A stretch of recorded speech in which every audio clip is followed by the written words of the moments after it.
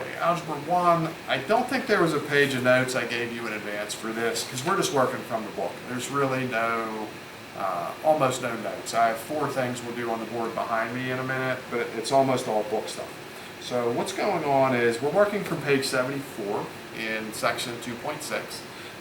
And what 2.6 is about is translating English phrases to algebraic expressions. So the key to this is knowing which words mean which things.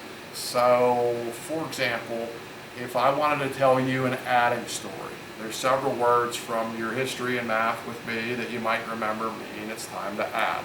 Words like more, increase, sum, plus even. Any story where things are going up is going to be an adding kind of story. And you'd want to write yourself an adding kind of problem. And in this homework, the answers are all going to just be things like x plus 2 or y minus 3 or something like that. You just need to recognize when it's time to add or subtract or multiply or divide. Subtracting words. Some subtracting words would include things like less or decrease or difference or minus, obviously. Or any kind of story where things are going down. You'd want to be subtracting. Multiply, there's not so many words. Of, if they work in a fraction or decimal or percent, of is a multiply word. The only other real multiply word out there, other than times, which is sort of obvious, would be product. The word product means multiply time. And then divide, quotient really is the only divide word. Or maybe they tell you a story that clearly is a division problem, like you have 10 cookies and you share them with 5 friends. How many cookies are there? Anything where things are being separated into equal groups to different people, that would be a divide question. So anyway, where we're coming in is to page 74. If you were here in person, I would just say, grab a scrap of paper, go to page 74, and right in the middle of page 74, there's a blue box that surrounds 10 questions. I'll read the 4 examples, and then I would ask you to just pause the video and try to do the 10 problems in the box as classwork to see if you're getting the point of what's going on, and then we'll clean that up in a minute. But I'll read through these 4 top ones at first. So the first example they did was x decreased by y. Decreased was one of the subtract words I just used. So they wrote down the answer, x minus y. To the right of that, they used the phrase less than. Less than is always a subtract kind of word. Less than is the trickiest one of all. Less than is the only phrase that we're going to encounter where you have to put the problem backward. So when they say a less than x, or a less than z in this case, you don't do a minus z, you do z minus a. If I said 2 less than x, you would subtract for the less than, but the 2 wouldn't be first, it would be last. The x wouldn't be last, it would be first. Or if I said x less than 2, subtract for less than, but the 2 in the back goes to the front, the x in the front goes to the back. Less than will always reverse things. Divided by, they just then divided it. Fraction bar is what we like to use now, starting in Algebra 1. This symbol, not so much getting used, it's going to be fraction bar. So they did x, or p on top of q for their example. The first thing mentioned would go to the top, second thing mentioned to the bottom. U more than y, more than is a plus. You don't have to put that in the order we put it. You can put adding in any order. That's the commutative property. If you still don't know your properties from 2.3, go back to 2.3, study some properties. But the commutative properties tell you can switch the order of add anytime you want to switch the order of add or multiply. So that one went y plus u or u plus y. Subtracting you have to do in the order that they established. But adding you can add in any order you want. So what I'd ask you to do now, pause the video and crash through the 1 to 10 for that box. Repause me and then I'll talk about them. So number 1 should be a plus b or b plus a.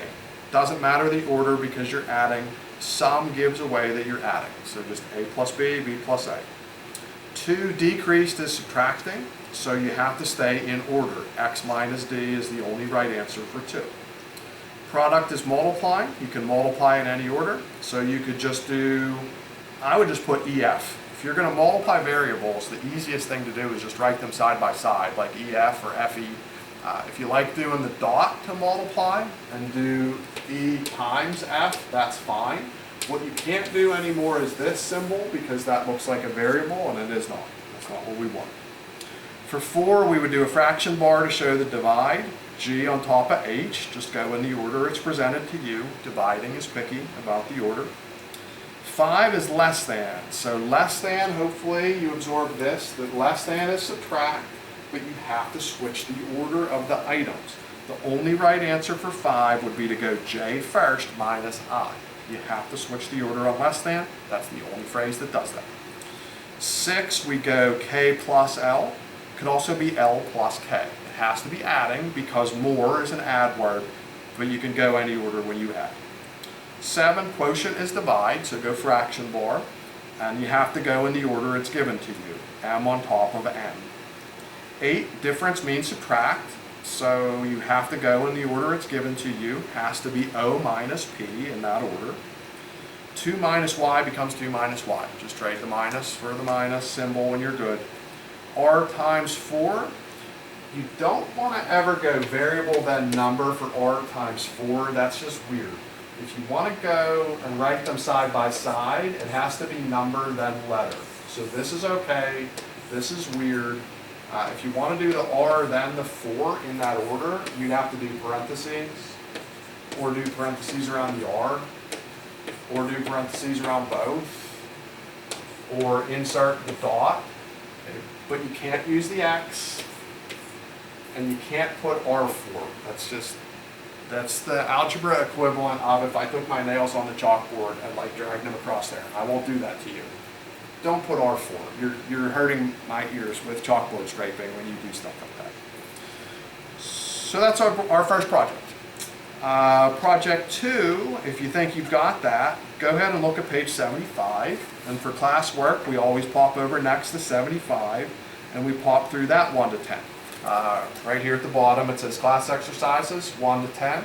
So pause the video, scrap the paper, try those out, see what you can do, and then I'll be back with you as soon as you unpause. Number 1 would go 6 plus x or x plus 6. Doesn't matter the order when you add. 2 would be x minus 2. Has to be in that order when you subtract. More than on 1 made us add. Decrease on 2 makes us subtract. 3 has the word of, so that's a multiply. We go 1/2 and then an x next to it. We could either go half and then x on the side, or if you wanted to, you could go x on the top. It doesn't matter when you have fractions with things that are multiplying if you do beside or top. Where the x can't be is on the bottom. That would be a different thing. You don't want that. 4, quotient means divide, so do the fraction bar, and you have to go with the order they give it to you. So variable on top, number on the bottom. So x on top of a 6. And you don't always have to use x. If you want to use different letters, you want to use the letters of your name, it doesn't matter what variable you pick. Just pick a variable. I'm just going with x's. 5 says 2 less than. Less than is a definite subtract moment. So as soon as it says less than, we go subtract, but hopefully we have our mind triggering us. Less than goes in the opposite order. So when it says 2 less than, the 2 actually needs to go in the back. What's going in the front is 5 times a number. For 5 times a number, we need a 5x to go to the front of that. For 6, more than is an add. You can add in any order. So 5 plus 2x would work. 2 times a number would create a 2x. 7 is product, means multiply. 5. And then for a number squared, we need to go exponents. And I don't know if you've looked at your exponent quiz at all lately. Things like squared means second power, bases, powers, all that kind of stuff. So this would go something like 5x squared. The exponent goes on the variable, and the 5 just sort of floats. 8, quotient means divide. The first thing they mention is a number, so that becomes variable. And then the second thing they mention No, a number squared is first, sorry.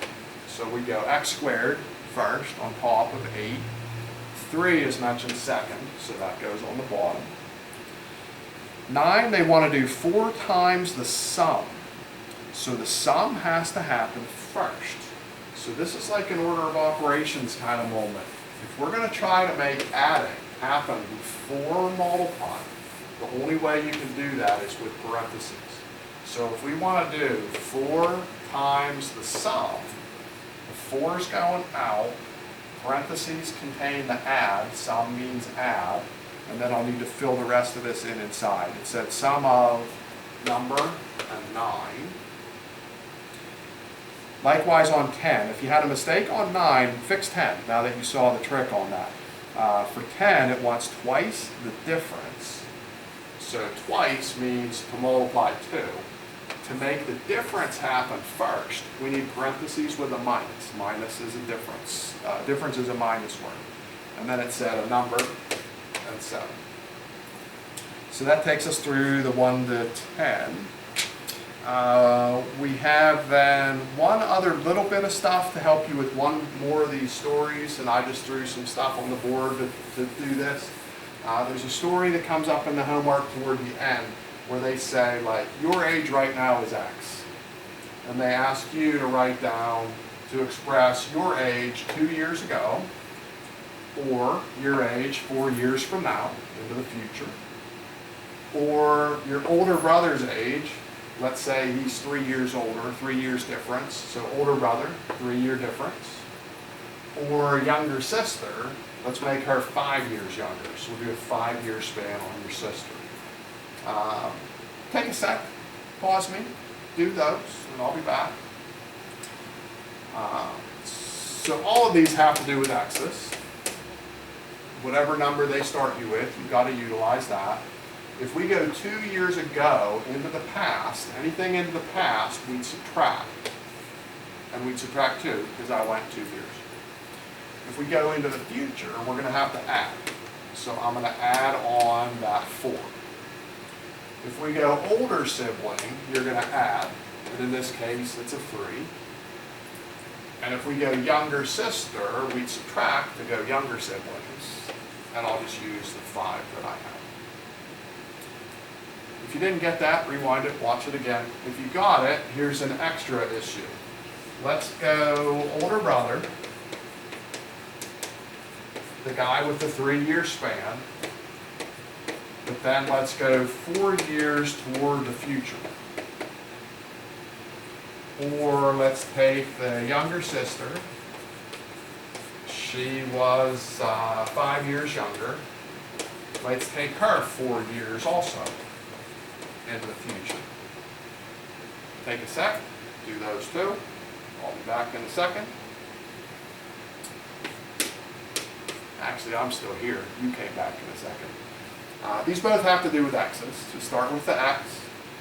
The older brother, we'd add 3 for the same reason we did a second ago. But at the same time, if we're going 4 years into the future, we'd have to add another 4. That's not a bad answer.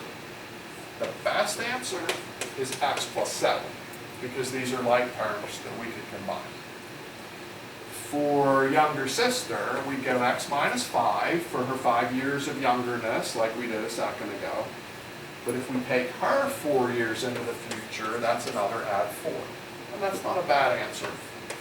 But the best answer on that would be x minus 1, because again, we can combine these like terms. The negative beats the positive by 1. One more what if, and then we're done.